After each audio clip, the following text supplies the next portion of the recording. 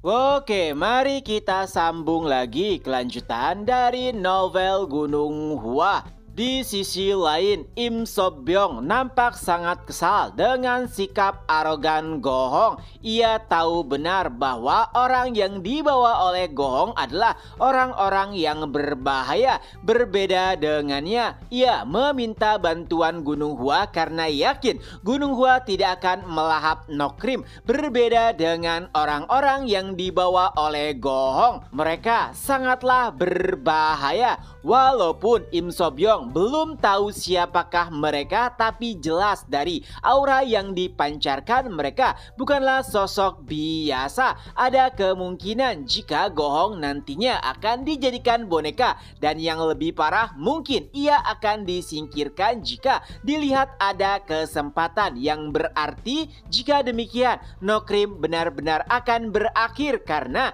dikuasai oleh pihak luar. Im Sobyong sebenarnya telah menanyakan siapakah kelompok yang dipanggil oleh Go-hong, tapi sayangnya Go-hong sama sekali tidak meresponnya dengan baik. Go-hong bahkan sampai berkata tidak ada gunanya berbicara dengan orang kesal, lagi pula gunung ini akan menjadi kuburan kalian. Dan Go-hong juga meminta pasukan misterius tersebut untuk membantai murid-murid Gunung Hua. Lalu pergerakan mereka pun berubah menjadi cepat dan lebih brutal dibandingkan dengan sebelumnya. Ungam yang merasakan perubahan tersebut langsung meminta Penatua Yunsang untuk lebih berhati-hati. Tapi sayangnya apa yang bisa mereka lakukan saat diri mereka benar-benar terdesak. Bahkan seorang murid hampir kehilangan nyawanya, tapi untungnya ada seseorang yang membantu dan langsung memenggal kepala pasukan misterius tersebut. Tentu saja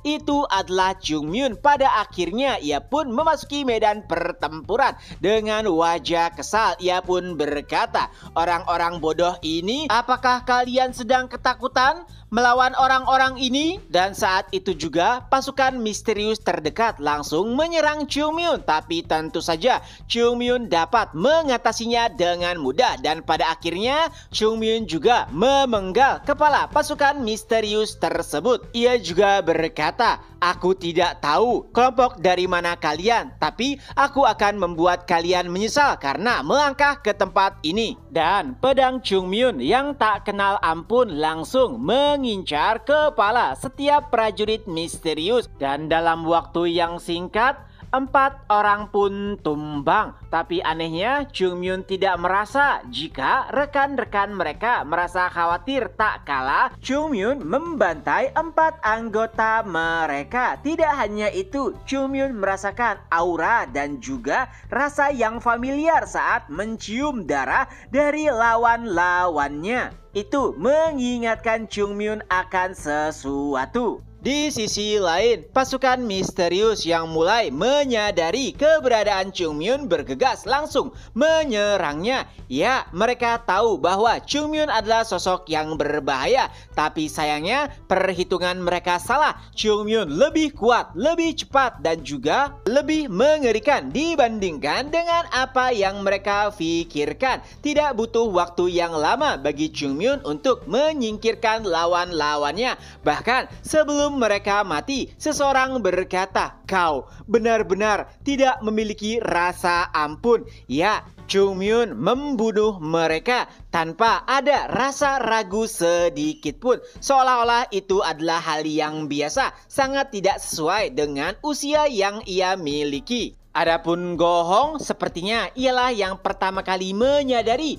dibandingkan dengan siapapun bahwa Chung Myun adalah sosok yang sangat berbahaya, dan jika dibiarkan maka seluruh rencananya akan hancur. Oleh sebab itulah ia memaksa para bawahannya yaitu bandit besar untuk menyerang Chung Myun secara bersamaan. Tentunya awalnya para bandit besar takut dengan kehadiran Chung Myun, tapi Go-hong mengancam mereka mereka akan membunuhnya jika tidak menuruti perintah. Pada akhirnya, para bandit pun bergegas maju untuk menghadapi Chungmyun. Dan untuk meningkatkan moralitas, salah satu anggota bandit pun berteriak, "Serang secara bersamaan! Lagi pula, ia hanya satu orang!" Di sisi lain, masuknya Chungmyun ke medan pertempuran membuat moralitas murid-murid Gunung Hua kembali naik, termasuk Guak He. Awalnya ia sudah terpojok saat melawan salah satu pasukan misterius, tapi ketenangan dirinya perlahan kembali tak kalah melihat Chungmyun dengan mudahnya membantai pasukan misterius.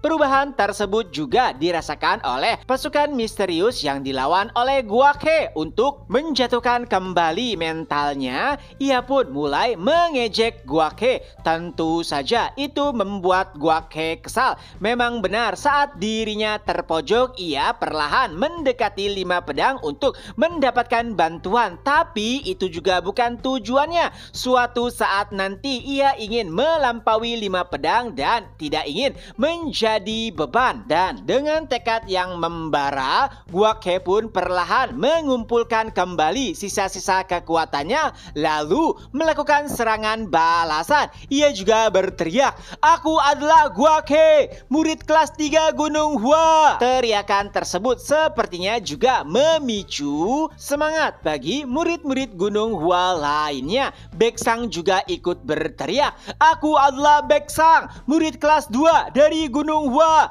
Perlahan mentalitas dan juga moralitas murid Gunung Hua kembali naik dan mengubah alur medan pertempuran. Tapi tentu saja dari awal 5 pedang tidak merasakan kesulitan saat melawan pasukan misterius. Jogul bahkan dapat menumbangkan salah satu dari mereka dengan sangat mudah. Ia juga berkata, "Takut? Setidaknya kau harus bersiap kehilangan kepala saat memegang pedang." Ya, seolah-olah itu adalah jawaban dari pertanyaan Chungmyun sebelumnya. Yisul dan Tang Soso juga saling membantu satu sama lain untuk menghadapi para pasukan misterius. Dan tentu saja dengan kombinasi tersebut mereka berdua bisa mengalahkan para pasukan misterius yang menghadang. Begitu juga dengan Baekchun. Saat Chungmyun memasuki medan pertempuran, ia bisa dengan tenang melangkah dan melawan musuh-musuhnya seperti ada seseorang yang tengah membackupnya. Lalu ia pun berkata kepada murid-murid Gunung Hua lainnya, "Kalian jangan biarkan Chungmyun dipukul mundur. Setidaknya mereka bisa bekerja sama untuk memberikan dorongan kepada Chungmyun." Tidak lupa pula, Baekchun pun memberikan komando, "Serang!" Dengan itu, pedang bunga plum yang dipegang oleh murid-murid Gunung Hua pun memancarkan ki yang sangat mempesona dan juga mematikan. Di sisi lainnya, tepatnya di barisan terdepan, Chungmyun bergerak dengan sangat cepat membantai setiap musuh yang menghadangnya. Teknik yang digunakan juga begitu indah dan memukau. Bayangan bunga plum terlihat jelas. Memang itu adalah pemandangan yang pernah dilihat oleh para bandit. Tapi apa yang diperlihatkan oleh Chungmyun berada pada level yang berbeda. Tidak hanya indah, tapi juga mematikan. Walau begitu, Chungmyun terlihat tidak puas. Alasannya sederhana, karena menurutnya ia masih jauh lebih lemah dibandingkan dengan dirinya terdahulu. Itu berarti bahkan untuk melawan seorang uskup saja dirinya masih belum sanggup. Yang berarti jika Gunung Hua berhadapan dengan kultus iblis sekali lagi, bisa dipastikan tidak akan ada yang bisa bertahan. Oleh sebab itulah Chungmyun berusaha sekuat tenaga untuk bisa melampaui dirinya terdahulu. Tapi tiba-tiba pergerakan Chungmyun sedikit terhenti, tak kala ia mendengar keributan dari belakang. Seseorang berkata, "Jangan biarkan ia bergerak sendirian. Kita adalah Gunung Hua." Ya, itu adalah murid-murid Gunung Hua yang sebelumnya dipukul mundur. Kini entah bagaimana mereka berjuang untuk menyusul Chungmyun. Pertama, Jogulah yang berada di barisan terdepan. Gerakannya lebih tajam dibandingkan dengan sebelumnya. Itu bahkan terlihat seperti Chungmyun versi light. Lalu, tepat di belakangnya ada Soso dan juga Yisul mendukung Jogul beserta murid-murid di belakangnya. Adapun Baekjun dan juga Yongjun, mereka membantu para seniornya, murid-murid kelas 1 yang tengah dalam kesulitan. Tapi momentum tersebut benar-benar mengembalikan kepercayaan diri seluruh murid Gunung Hua. Chungmyun melihat jelas ada seorang murid yang tertusuk, tapi ia sama sekali tidak bergeming, malahan berteriak, "Beraninya kau, aku pasti akan mencabik-cabikmu." Ya, mereka nampak sangat bersemangat seperti orang gila. Bayangan bunga plum juga perlahan terlihat, walaupun tidak dalam bentuk yang sempurna, tapi bunga plum tetaplah bunga plum. Chungmyun yang menyaksikan hal tersebut bahkan dibuat geli. Dahulu para seniornya tidak ada yang sanggup untuk mengikuti Chungmyun di medan pertempuran, tapi kali ini mereka yang bahkan kemampuannya jauh di bawah para seniornya terdahulu berusaha mengejar Chungmyun. Awalnya ia sempat berpikir, apakah mereka tidak tahu siapa aku? Tapi Chungmyun juga akhirnya sadar bahwa dialah yang salah. Chungmyun tahu benar seseorang tidak bisa menggapai sesuatu seorang diri seperti apa yang pernah ia rasakan dahulu. Jadi saat ini bukan waktunya ia mengkhawatirkan atau melindungi para seniornya, tapi lebih baik mempercayainya. Karena bunga plum tidak akan mekar dengan sempurna jika tidak berhadapan dengan berbagai macam cuaca ekstrim. Sambil memandangi murid-murid yang bergerak, Chungmyun juga berteriak, "Jogul, pinggangmu salah, dasar bodoh!" Jogul pun menanggapinya, "Aku seniormu, bajingan." Suasana benar-benar hidup karena hal tersebut. Lalu Chungmyun pun menatap para bandit yang terlihat sangat ragu-ragu. Ia berkata, "Aku tidak tahu apakah ada orang-orang yang mendukungmu dari belakang,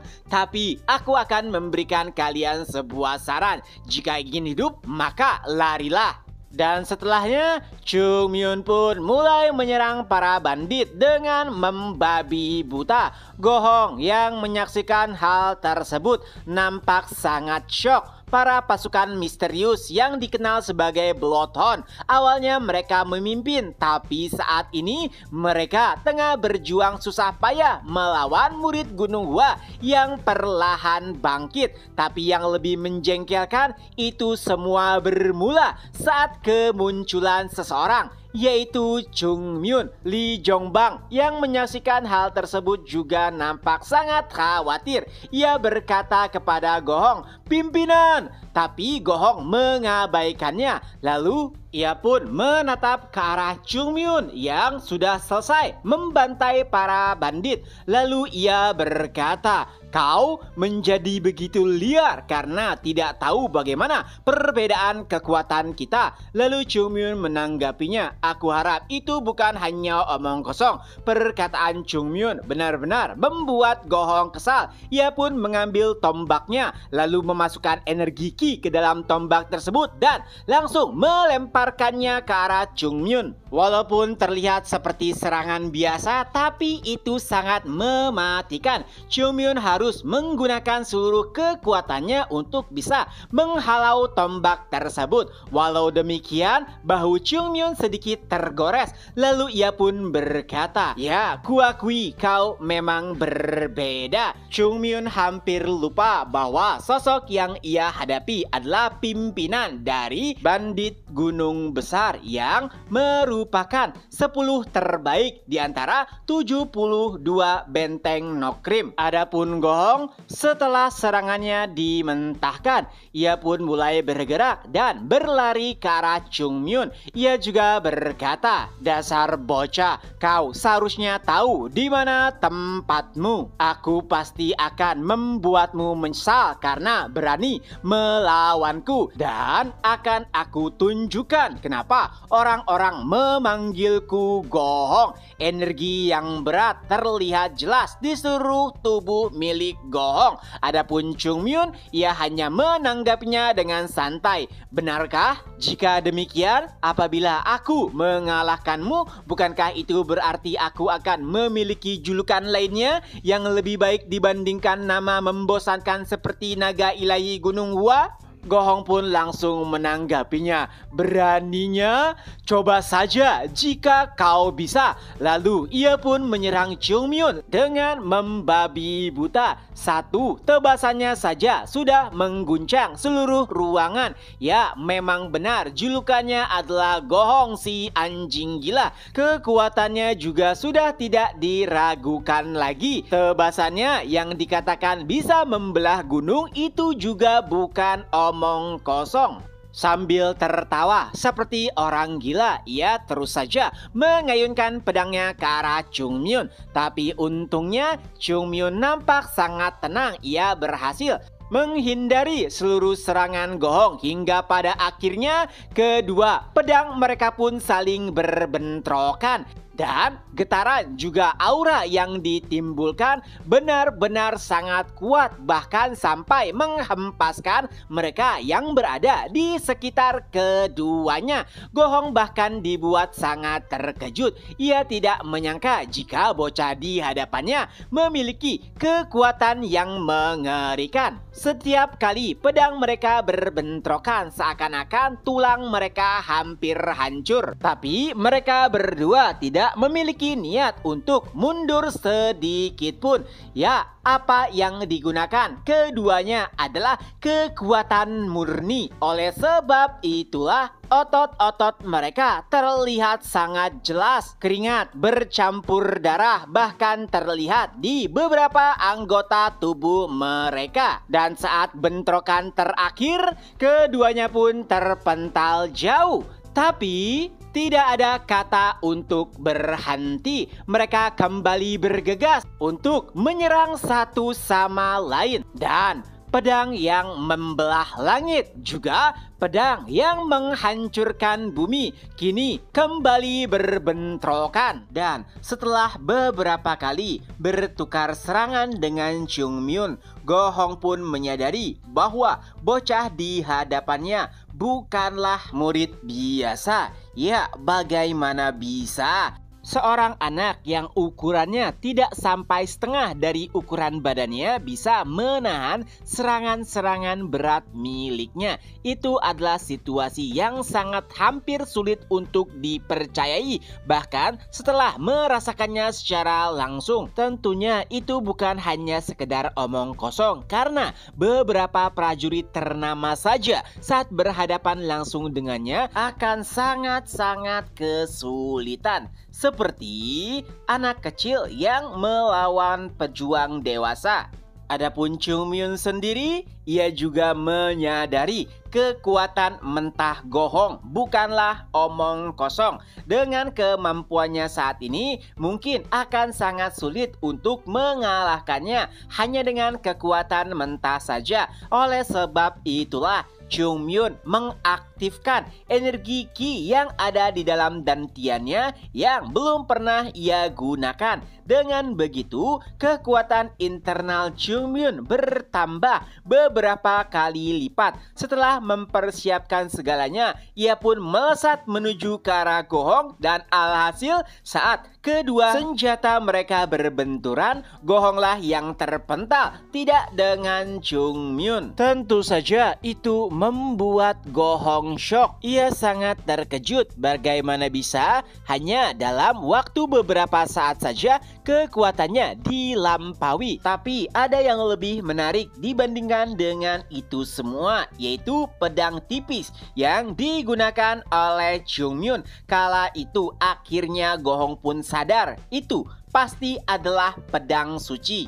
Nah, Gohong sendiri menggunakan senjata kapak besar, di mana senjata tersebut terbuat dari baja yang kuat. Jadi, tidak sembarang pedang bisa menghadapi kapak Gohong. Walau begitu, pedang tipis Chungmyun benar-benar bisa mementahkan teknik yang keluar dari kapaknya. Itu berarti pedang yang digunakan oleh Chungmyun bukanlah pedang biasa, dan yang paling cocok adalah pedang suci, di mana pedang suci sendiri biasanya diberikan kepada mereka yang paling berbakat. Walau begitu, jika dilihat dari tubuh kurus Chungmyun, seharusnya lengannya tidak akan bisa menahan bobot serangannya. Yang mana jika terlalu berlebihan mungkin lengannya akan patah karena tidak bisa menanggung beban yang berat dari serangan-serangan yang dilemparkannya. Akan tetapi melihat Chungmyun masih berdiri dengan tegap, bisa dipastikan ia adalah monster dalam tubuh yang kecil. Lalu Chungmyun pun berkata, "Kau terlihat sangat percaya diri dengan kekuatanmu, dan itu membuatku benar-benar jengkel. Karena kepribadianku yang buruk, aku jadi ingin sekali menghancurkanmu." Ya, perkataan Chungmyun benar-benar menghilangkan seluruh ekspresi di wajah Gohong. Tapi ia juga berusaha untuk tenang karena lawannya bukanlah bocah biasa. Oleh sebab itulah ia harus menggunakan kekuatan ekstra. Awalnya senjata Gohong hanya diliputi setengah dari energi Ki-nya, tapi kali ini seluruh senjatanya benar-benar dipenuhi oleh energi Ki yang melunjak. Lalu Gohong pun berkata, "Awalnya aku hanya ingin memenggal kepalamu dan menancapkannya ke tiang, tapi sepertinya rencana tersebut berubah. Aku akan menghancurkan seluruh tubuhmu." Setelahnya ia pun melesat ke arah Chungmyun dan senjatanya langsung mengincar Chungmyun. Tentu saja Chungmyun bisa menahan serangan Gohong, akan tetapi bobot yang dirasakan oleh Chungmyun kali ini benar-benar berbeda. Saat senjata mereka saling berbenturan, Chungmyun merasa tangannya seperti akan patah, dan pada akhirnya Chungmyun pun terpental sambil memuntahkan darah. Tapi bukannya merasa khawatir, Chungmyun malah tersenyum. Tentunya di kehidupannya yang lalu ada banyak sekali orang kuat yang sudah melebihi Gohong. Tapi dengan kondisinya saat ini semuanya menjadi berbeda, dan kekuatan mentah Gohong benar-benar tidak bisa dianggap remeh. Mungkin bisa dikatakan ia adalah jenius, dan jika saja Gohong terlahir di keluarga Peng, mungkin ia bisa menghancurkan kepala biara Shaolin dengan sangat mudah. Lalu Chungmyun pun menenangkan dirinya dan memutar-mutar lengannya yang kesemutan. Melihat hal tersebut, Gohong merasa seperti diremehkan. Lagi ia pun melesat dengan kekuatan yang besar ke arah Chungmyun, dan mereka pun kembali berbentrokan. Ya, badai Ki yang diciptakan oleh serangan tersebut benar-benar mempengaruhi medan pertempuran. Murid-murid Gunung Hua yang tengah melawan Bloodhound bahkan hampir sulit untuk bisa bernapas dengan baik.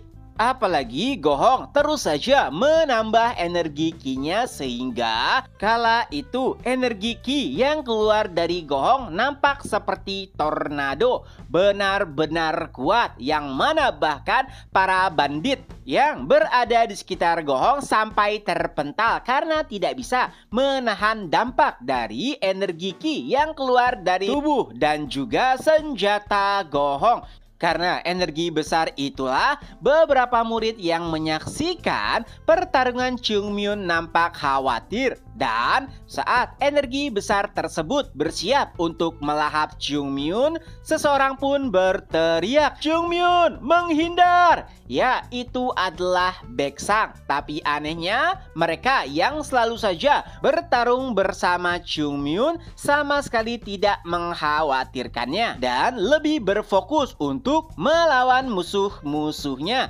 Mereka adalah Jogul, Yeonjung, Tang Soso, Yisul, dan juga Baekjun. Seolah-olah mereka percaya Jungmyeon bisa mementahkan atau menghindari serangan besar tersebut. Dan benar saja, Jungmyeon tengah bersiap untuk melawan serangan Gohong. Tapi ada sedikit hal yang berbeda. Cara Jungmyeon memegang pedang dan juga kuda-kudanya tidak seperti biasa. Itu nampak sedikit berat seperti apa yang biasa dilakukan oleh Biksu Haeyeon. 5 pedang yang awalnya tidak terlalu memperhatikan Jungmyeon, kini mereka langsung berfokus kepadanya. Ya, mereka sudah sering kali bertarung dengan Jungmyeon, tapi ini pertama kalinya mereka melihat gerakan Jungmyeon sedikit berbeda. Dan ternyata Jungmyeon memang ingin menunjukkan sesuatu yang baru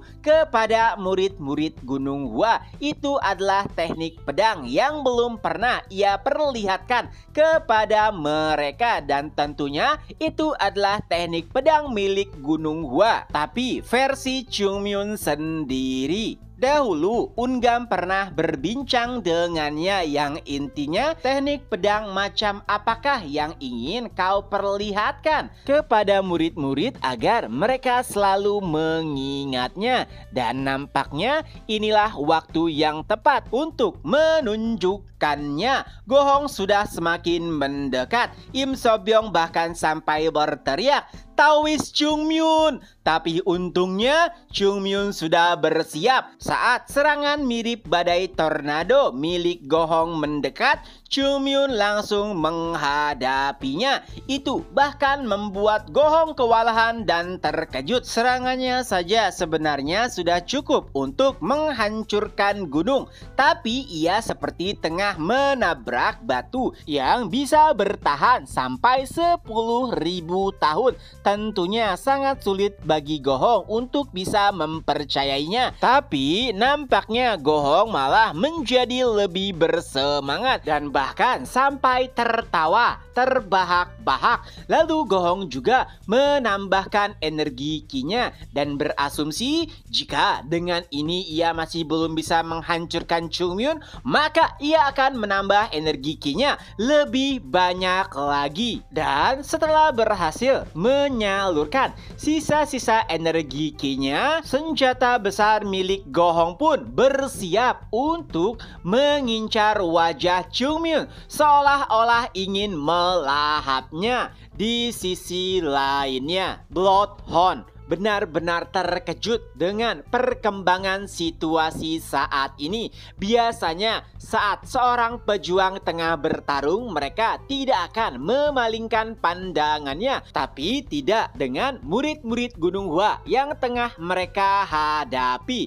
Bisa-bisanya mereka memalingkan atau melihat sosok yang berada di depan mereka. Tentu saja itu adalah Jungmyeon, dan dengan itu pergerakan mereka semuanya kini telah berubah jauh lebih akurat dan tajam. Berbeda dengan pedang murid-murid Gunung Hua sebelumnya yang menyerang secara membabi buta. Artinya saat Jungmyeon memasuki medan pertempuran, murid-murid Gunung Hua seperti tengah belajar darinya. Ini adalah situasi yang bahkan tidak pernah dibayangkan oleh Bloodhound. Awalnya mereka menang telak dari murid-murid Gunung Hua, tapi saat ini situasi menjadi kebalikannya. Pedang murid-murid Gunung Hua menjadi lebih berat dan sulit untuk dihadapi. Situasi ini hanya bisa terjadi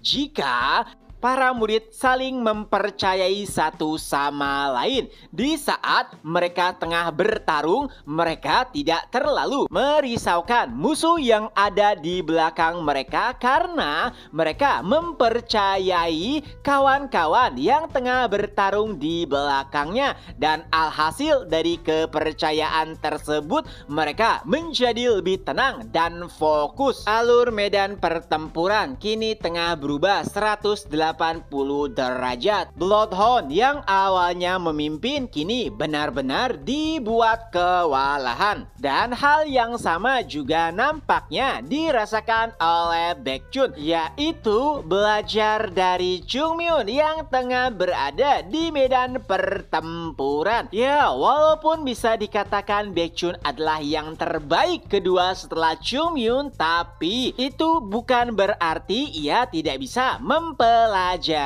hal-hal baru lainnya yang dipraktekkan oleh Chungmyun. Dan saat ini, setelah melihat bagaimana Chungmyun bergerak di medan pertempuran, pedangnya menjadi jauh lebih tajam dan akurat. Alhasil, Bloodhound kini bisa ditangani jauh lebih mudah dibandingkan dengan sebelumnya. Berpindah ke Chungmyun, serangan badai milik Gohong belum berhenti sedikit pun. Tapi sepertinya Chungmyun bisa mementahkan serangan tersebut hanya dengan beberapa gerakan yang bahkan tidak membuang-buang energinya.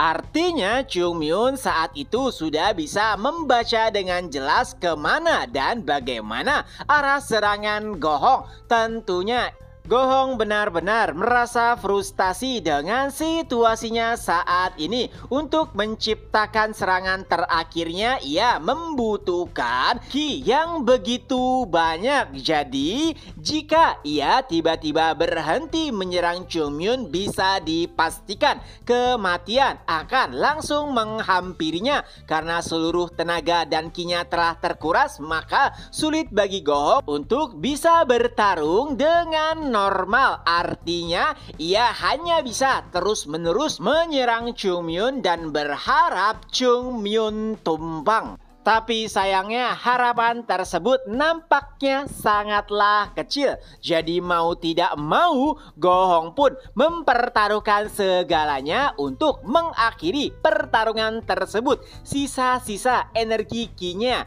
digunakan untuk menggunakan serangan yang lebih besar. Tentunya harapannya dengan serangan akhir tersebut ia bisa mengalahkan Chungmyun. Tapi sayangnya seluruh perhitungannya tidak sesuai dengan apa yang diharapkan. Memang serangan Gohong jauh lebih dahsyat dibandingkan dengan sebelumnya. Tapi sepertinya Chungmyun telah menunggu-nunggu pergerakan Gohong tersebut. Dan akhirnya Chungmyun juga tersenyum licik lalu mengeluarkan teknik 24 gerakan bunga plum.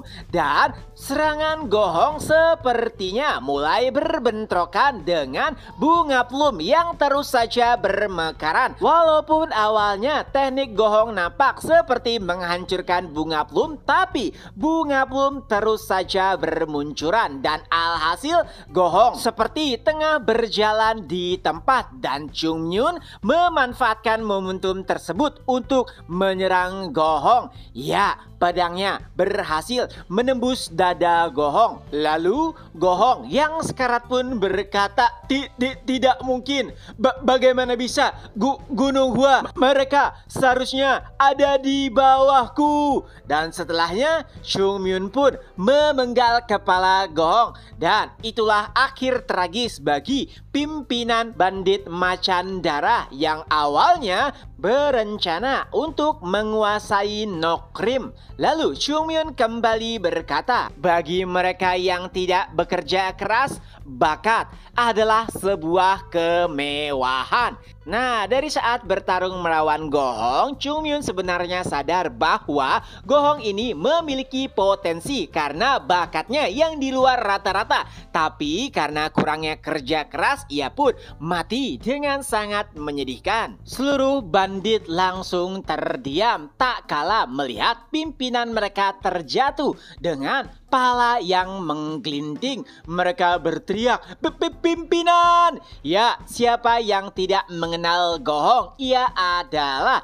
prajurit kuat yang diakui di seluruh Nokrim. Dan itu juga yang membuat bandit macan darah begitu percaya diri dengan posisi mereka, karena mereka memiliki pimpinan yang begitu kuat, yaitu Gohong. Tapi saat melihat pimpinan mereka jatuh, seluruh kepercayaan diri yang melekat pada mereka langsung musnah. Ya, bagaimana bisa mereka mengalahkan seseorang yang bisa mengalahkan Gohong bahkan tanpa terluka sedikit pun? Artinya sudah tidak ada harapan lagi. Semangat bertarung mereka kini telah hilang dan satu-satunya hal yang bisa mereka lakukan saat ini adalah lari. Apalagi perlahan Chung Myun berjalan menghampiri mereka dan berkata, "Siapa selanjutnya?" Hanya dengan satu kata, para bandit pun tidak bisa menahan diri dan berlarian seperti orang gila. Ya, saat ini yang mereka khawatirkan adalah nyawa. Jadi lebih baik melarikan diri daripada berhadapan dengan monster seperti Chung Myun. Bon Chung, tangan kanan dari Im So-byung, bahkan hampir tidak bisa mempercayai apa yang ia lihat, karena ia tahu benar seberapa kuatkah Gohong. Jadi awalnya ia tidak mengira jika Chung Myun bisa mengalahkannya dengan mudah. Tapi faktanya bahkan tanpa perlawanan yang signifikan Gohong bisa dibunuh begitu entengnya. Memang Bon Chung pernah bertarung langsung melawan Chung Myun dan alhasil ia kalah hanya dengan kekuatan mentahnya saja. Dan itu juga alasan Bon Chung memanggil Chung Myun dengan sebutan Hyung ataupun kakak, walaupun dirinya jauh lebih tua dibandingkan dengan Chung Myun karena mengakui dan menghormati kemampuannya. Tapi itu tidak berarti Chung Myun bisa mengalahkan Gohong dengan mudah. Apalagi Gohong merupakan 3 orang terkuat di Nokrim. Jadi wajar saja walaupun Bon Chung mengakui kekuatan Chung Myun, ia tidak terlalu yakin jika Chung Myun bisa mengalahkan Gohong dengan entengnya. Tapi faktanya Chung Myun lebih kuat dibandingkan dengan apa yang bisa Bon Chung perkirakan. Adapun Im So-byung tentu saja ia terkejut, tapi ia tidak ingin meluapkan emosinya seperti Bon Chung. Ia hanya mengepalkan tangannya kuat-kuat lalu berkata, "Pendekar Taois Chung Myun, seperti biasa ia selalu saja melebihi ekspektasi."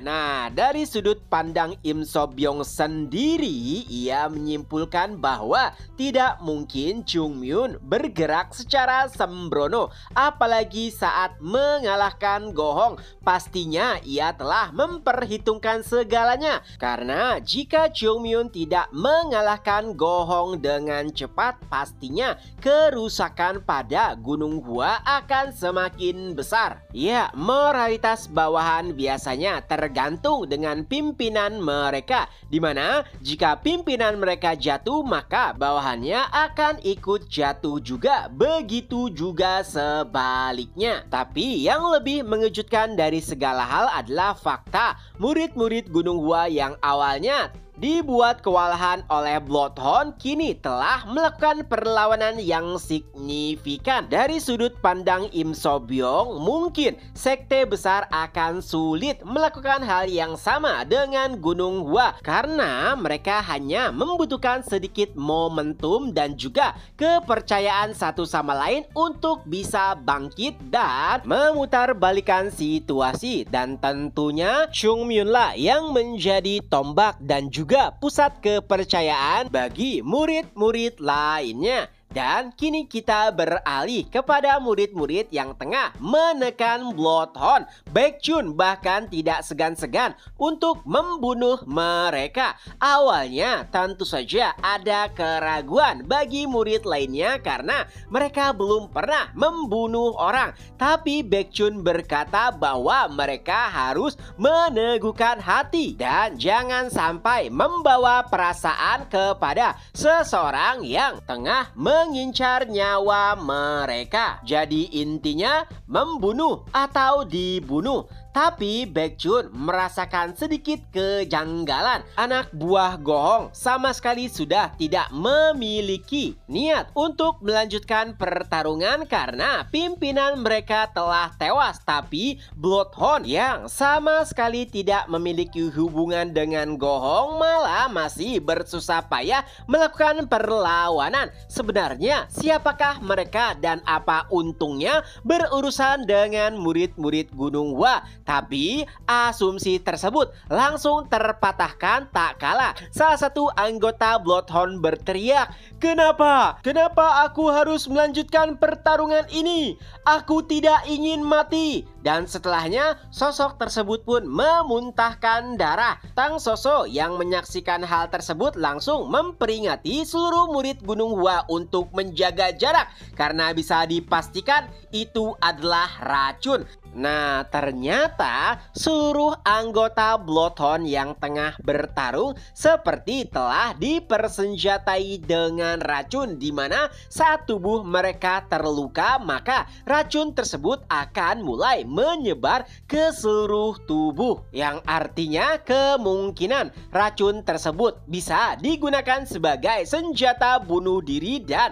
mematikan lawan-lawannya. Tapi sepertinya anggota Bloodhound yang nampak mengeluh sudah kehilangan kendali diri. Oleh sebab itulah anggota Nekhon lainnya langsung mengeksekusinya untuk tidak menjadi beban. Lalu ia pun berkata kepada murid-murid Gunung Hua, "Apakah kalian pikir lari bisa menyelesaikan masalah? Karena semua yang ada di sini pasti akan mati." Dan anggota Bloodhound yang tersisa pun langsung bergegas menuju formasi murid-murid Gunung Hua. Sepertinya kala itu mereka sudah tidak lagi memikirkan terkait kemenangan karena tujuan mereka kala itu sudah berubah, yaitu membawa murid-murid Gunung Hua mati bersama mereka. Ya, para anggota Bloodhound berniat untuk menyebarkan racun yang ada pada tubuh mereka. Tapi untungnya para murid Gunung Hua tengah bersiap dan tidak butuh waktu yang lama, Bloodhound terakhir pun tumbang. Ya, sepertinya racun yang berada di tubuh mereka mulai menyebar dan untungnya tidak ada murid yang terkontaminasi dengan racun yang mereka bawa. Ini adalah kemenangan bagi Gunung Hua dan semua itu berkat seseorang. Tentu saja itu adalah Chungmyun. Jika saja Chungmyun tidak mengambil tindakan yang tegas dan mengalahkan Go-hong dengan cepat, mungkin situasi Gunung Hua lah yang paling dirugikan. Pertama, apapun situasinya nampaknya Bloodhound tidak akan mundur.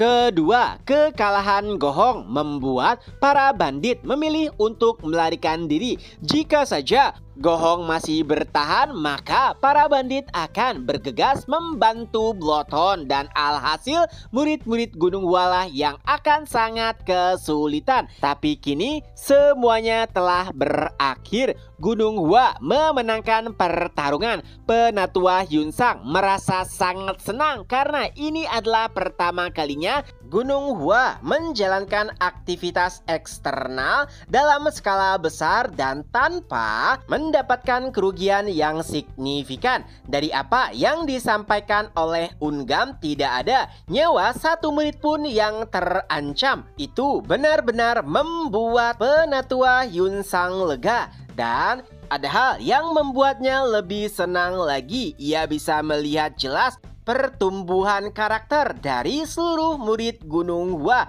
pada pertarungan pertama dan kedua. Ia bisa melihat bahwa murid-murid bersorak-sorai tak kalah mendapatkan kemenangan. Tapi pada pertempuran terakhir ini tidak ada yang bersorak-sorai. Itu semua karena pada pertarungan kali ini ada banyak sekali korban jiwa. Berbeda dengan pertarungan-pertarungan sebelumnya. Jika saja ada murid yang bersorak-sorai, pasti Yunsang akan memarahinya. Tapi ekspresinya langsung berubah. Tak kalah seorang murid berkata, "Para bandit sialan itu, seharusnya aku membunuh mereka semua sebelum mereka melarikan diri." Ya, tentu saja itu adalah Chungmyun. Setiap orang tahu bagaimana sifatnya yang sangat tidak sejalan dengan ajaran Taoisme. Tapi tidak ada seorang pun yang berani menegurnya karena Chungmyun lah yang paling berkontribusi besar pada pertarungan ini. Setiap orang hanya bisa menghela napas. Setelahnya, Penatua Yunsang pun mengumumkan bahwa Gunung Hua telah memenangkan pertarungan dan menyelesaikan misi. Ia juga meminta mereka yang terluka agar langsung dirawat. Tapi sepertinya tidak ada satu murid pun yang merasa senang. Tak kalah mereka tengah dirawat karena Tang Soso memperlakukan mereka dengan sangat kejam. Setiap orang tahu saat Tang Soso merawat pasiennya, ia terlihat sangat menyeramkan. Oleh sebab itulah murid-murid nampak sangat tidak senang dan bahkan sesekali protes dengan perawatan yang diberikan oleh Tang Soso. Tentu saja sebagai seorang dokter itu membuat Tang Soso jengkel. Walaupun banyak yang tidak suka dengan metodenya, tapi itulah cara bagi Tang Soso untuk memastikan